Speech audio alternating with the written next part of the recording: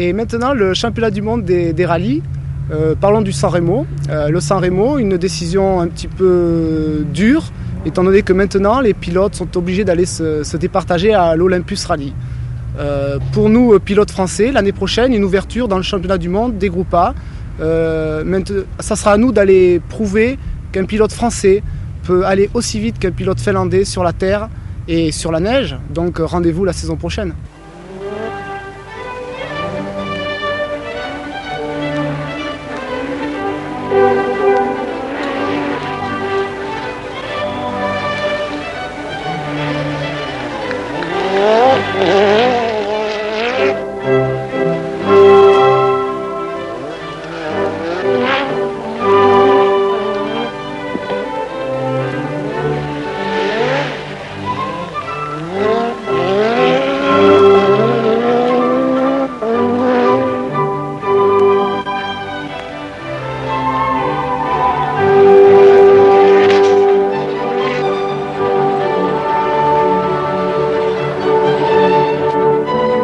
Peugeot paré du titre de champion du monde, on attendait un baroud d'honneur Lancia devant son public. D'autant que rien n'était joué pour le titre de meilleur pilote mondial de rallye. Pour Allen, Lancia et Kankkunen, Peugeot, le duel n'était pas terminé.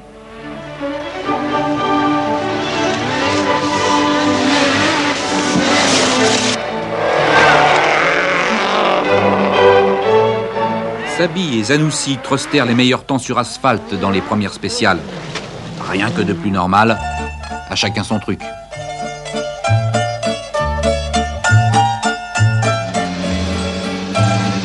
Une fois de plus pour Allen, l'attaque à outrance devient obligatoire pour récupérer le temps perdu sur une crevaison dès le début. Kankkunen, pour la première fois au San Remo, il lui faut à tout prix devancer Allen.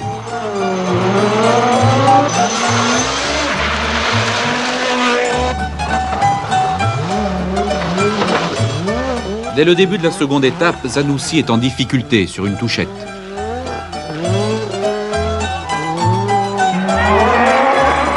Salonen, lui aussi, sort de la route, mais définitivement. Encore du grand Allen, le plus rapide en Toscane.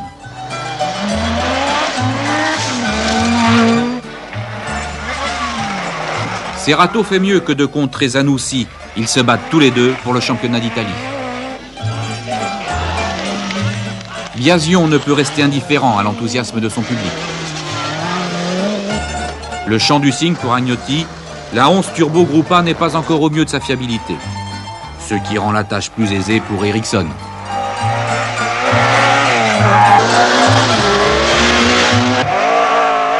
Chiné, plus vivace que jamais.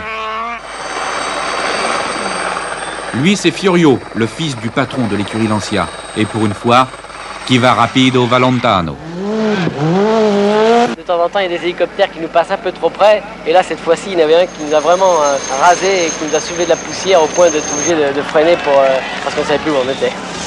Les spectateurs sont un peu plus prudents que l'année passée, mais il y a toujours des inconscients. Il y a toujours un public trop chaud qui au milieu de la route pour nous voir arriver, pour nous photographier et qui s'enlève au dernier moment. On est obligé de modifier encore nos trajectoires. C'est quand même mieux que l'année passée, mais je crois que le public n'est encore pas assez raisonnable.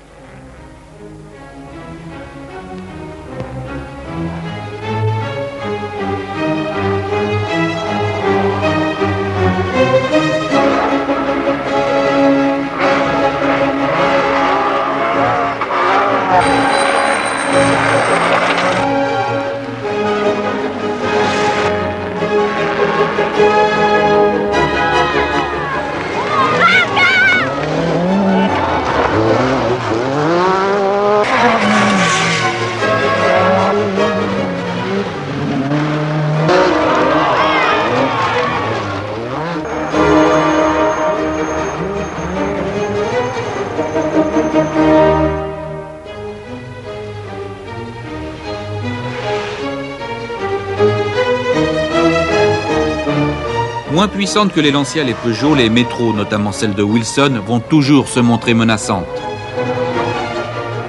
Pond finira malheureusement hors des délais pour avoir séjourné un peu trop longtemps au creux d'un mur.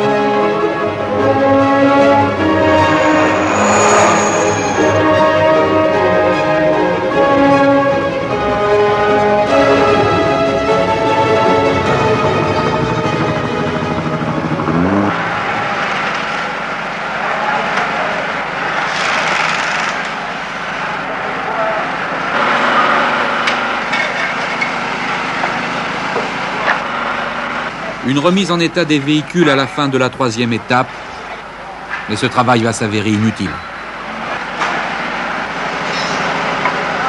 Incroyable, on vire tout simplement les Peugeot. Prétexte, elles sont équipées, d'après le commissaire technique, des fameuses jupes qui créent l'effet de sol. Jupe, on a en définition déjà fait pour la Formule 1. C'est tout le système de fermer les côtés de la voiture pour gêner un effet de sol, c'est-à-dire un tunnel en Venturi, pour avoir un effet de sol qui va apprécier à l'arrière la voiture. Bon, la pièce litigieuse est cette pièce-là, qui est une protection que nous avons faite sur les voitures de course, parce que les réservoirs d'essence sont juste dans cette partie en dessous, et vous avez certainement vu des images de rallye où les voitures sont très en travers, et on a toujours peur qu'une pierre qui est sur le bord de la route vienne percuter le carénage donc principal, et nous avons mis ça de façon à ce que, comme une voiture normale, il y a un pare-choc, il y a quelque chose qui se casse avant le réservoir d'essence, ce qui risquerait de provoquer le feu dans la voiture. On nous reproche de vouloir créer un effet de sol avec ces pièces-là. Il faut se souvenir que les F1, il y a quelques années, avaient des jupes, mais ces jupes traînaient par terre, et à partir du moment où les jupes ne traînent plus par terre, l'effet de sol diminue, je disais tout à l'heure, de façon exponentielle, ce qui veut dire que si par exemple on a 100 kg d'effet de sol quand les jupes frottent par terre, si les jupes sont décollées d'1 centimètre, il n'y a plus que 50 kg, de 2 cm, il n'y a plus que 10 kg, ce qui veut dire que nous, à 9 cm, on a peut-être 1 kg si on a encore de l'effet de sol, mais ça n'a pas été du tout dessiné dans cet esprit-là. Donc c'est négligeable comme effet de sol. Je dirais que ce n'est même pas mesurable. Les jupes sont interdites à partir du mois de juillet. C'était déjà écrit dans les communiqués de presse que c'était fait le président de la FISA après le rallye de la Corse et a été publié dans les bulletins 210 dans le mois de juillet. Toutes les courses ont été faites avec cette pièce-là. La voiture a été jugée conforme au départ et aux arrivées de tous les rallyes auxquels nous avons participé, et on l'a présentée aux vérifications dimanche au même commissaire technique dans cette même définition. Nous n'avons eu aucun problème puisque jusqu'aujourd'hui nous n'avions jamais entendu parler de ce problème. Notre action, on est triste parce que on avait encore une nuit pour se battre, on était très bien placés avec nos 3 voitures. Un rallye pour rien. Peugeot avait pourtant raison, le tribunal l'a confirmé. Mais le plus incroyable encore, c'est qu'au moment où nous éditons, la décision concernant le classement n'est pas encore prise. Qui, de Allen ou de Kankkunen, sera champion du monde? Nouvelle version de l'incertitude du sport.